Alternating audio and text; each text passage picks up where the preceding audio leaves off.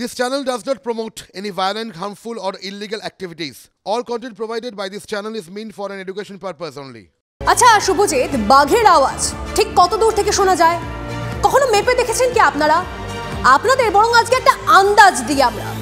হ্যাঁ, যখন আজকে তনিষ্ঠা বাঘের কথা বললো, সেই বাঘ কোন বাঘ সেটা তো জানতে হবে। আপনারা ভাবছেন শব্দের গতিবেগ ধরে বোধহয় অঙ্কের ক্লাস হবে। না, একদম অঙ্কের ক্লাস হবে না, তবে অঙ্ক রয়েছে, বিরাট অঙ্ক রয়েছে। প্র্যাকটিক্যাল ক্লাস করে একটু চলুন, একটু সন্দেশখালির দিকে যাই এই বাঘের সন্ধানে। চলুন।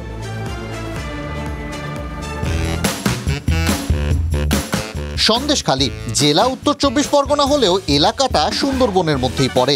বাঘের আনাগোনা এই এলাকায় খুব বেশি দেখা যায় না, কিন্তু কিছু মানুষ যে বলছেন বাঘ নিজের ডেরায় আছে, সঠিক সময়ে বেরিয়ে আসবে। শাহজাহান শেখ হচ্ছেন প্রকৃত সুন্দরবনের বাঘ, তাই তিনি কোথাও লুকিয়ে থাকেন না। এলাকা দখলের জন্য একমাত্র কুকুরেরা লড়াই করে, কখনো বাঘরা লড়াই করে না। বাঘরা যেখানেই থাকে সেটাই তার এলাকা, তাই শাহজাহান শেখ যেখানে আছে সেখান থেকেই উনি সবার সম্মুখে আসবেন। বাঘ সঠিক সময় বেরিয়ে আসবে, কিন্তু বাঘ এখন কোথায়? ইডির আশঙ্কা বাঘ সীমান্ত পেরিয়ে বাংলাদেশ চলে যেতে পারে। হতেই পারে, কারণ সুন্দরবনের বাঘ কখন কোন দেশে থাকে সেটা হলপ করে বলা খুব মুশকিল। কিন্তু প্রশ্ন এপার হোক বা ওপার, বাঘের গর্জন কত দূর থেকে শোনা যায়? ঠিকানা বলছে সন্দেশখালির বাঘ, অর্থাৎ শাহজাহান শেখের বাড়ি সরবেরিয়া এলাকার আকুঞ্জিপাড়া মোড়ে। তবে তার গর্জনের আওয়াজ এবং প্রভাবটা কিন্তু প্রায় 7-8 কিলোমিটার দূরে গিয়েও শুনতে পেলাম আমরা, আকুঞ্জিপাড়া মোড় থেকে ধামাখালি। সেখানেই শাহজাহানের হোটেল বলে পরিচিত হোটেল রয়্যাল সুন্দরবন। বেশ বড় হোটেল। এই হোটেলের নিচের একটা ঘরেই শাহজাহানের পার্টি অফিস, সেই ঘরেই তালা, হোটেলের গেটেও তালা। হোটেলে কারা আসতেন? পর্যটক থাকতেন? ইত্যাদি প্রশ্ন করতেই জনতার মুখে কুলুপ। বাঘের গর্জনের প্রভাব, বাঘের ভয়ে মুখে তালা। হোটেলের সামনে তৃণমূলের পতাকা দেয়, এটা কি দলীয় কার্যালয়? এসে দেখি এরকমই আছে, তো আমি বলতে পারছি না ওটা। এই হোটেলে কি যারা আসেন এখানে টুরিস্ট পর্যটক তারা কেউ আসেন? বলতে পারবো না। এই হোটেলে কি ভাড়া দেওয়া হয়? আমি ঠিক জানি না। এই হোটেলের মালিক কি? আমি জানি না। শেখ শাহজাহান? জানি না ঠিক। তাহলে সহজ সরল অঙ্কে কি বলা যায়? বাঘের গর্জন 7 কিলোমিটার দূর থেকেও শোনা যায়? হতেই পারে। শোনা যাচ্ছে শুক্রবার যখন শাহজাহান শেখের বাড়িতে পৌঁছে গিয়েছিল ইডি, তখন এই হোটেলের নিচে থাকা পার্টি অফিসেই আশ্রয় নিয়েছিল সে। কিছুক্ষণের মধ্যেই সেখান থেকে বেপাত্তা হয়ে যায় শাহজাহান শেখ। থুরি, সন্দেশখালির বাঘ। গোটা এলাকা ফাঁকা। শুধু শাহজাহান নন, তার গোটা পরিবারের কারো দেখা নেই। কোথায় গেলেন সবাই? শাহজাহানের দেখা না পাওয়া গেলেও তার অস্তিত্ব একাধিক অঞ্চলেই পাওয়া যায়। এই যেমন বিদ্যাধরী নদীর পার, সেখানে নিয়ম নীতির তোয়াক্কা না করেই তৈরি হচ্ছিল হ্যাচারি পিন মার্কেট।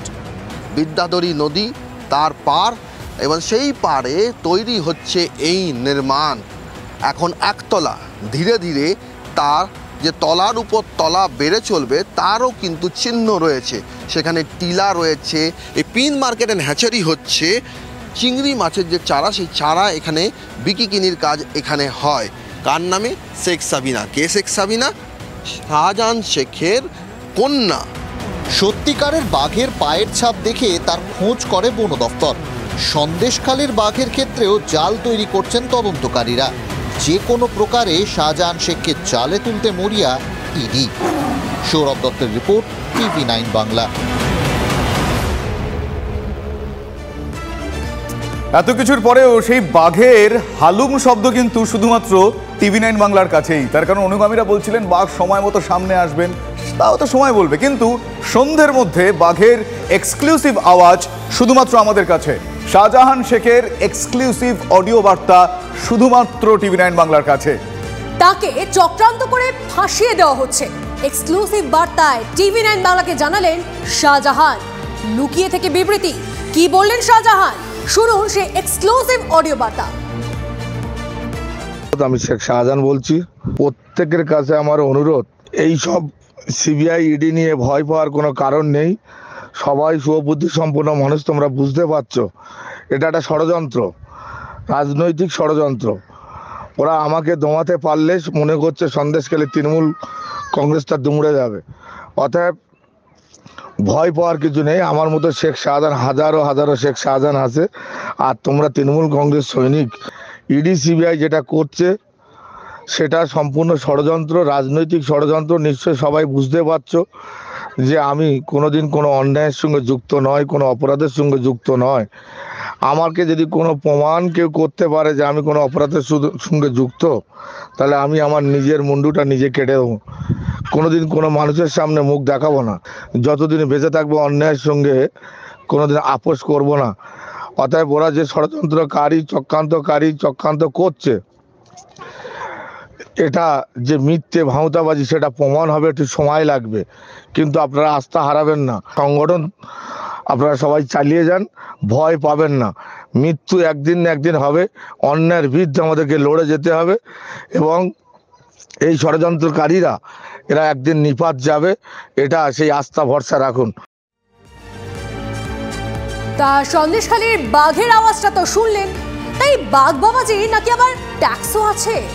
অভিযোগ তেমনটাই শুভজিৎ। সরবেরিয়াবাসীর কাছে যিনি দেবতা, রাজবাড়ি ধামাখালিতে তিনি আতঙ্কের আর এক নাম। মানে অনেক রূপ, একই দেহে অনেক রূপ। শাহজাহান শেখ এবং তার ট্যাক্স প্রথা। এলাকার লটারি বিক্রেতাদের অভিযোগ, প্রতি টেবিল থেকে মাসে 1000 টাকার ট্যাক্স নিতেন শাহজাহান। টাকা না দিলে মিলত না ব্যবসার অনুমতি। এমনই ছিল বাঘের নিদান। শেখ শাহজাহানের দাপট কেমন ছিল, শেখ শাহজাহানের দাপটে কি ধরনের অসুবিধার সম্মুখীন হতেন সকলে, তারই এক জ্বলন্ত নির্দেশন। কি করেন এখন? বেকার ঘুরি।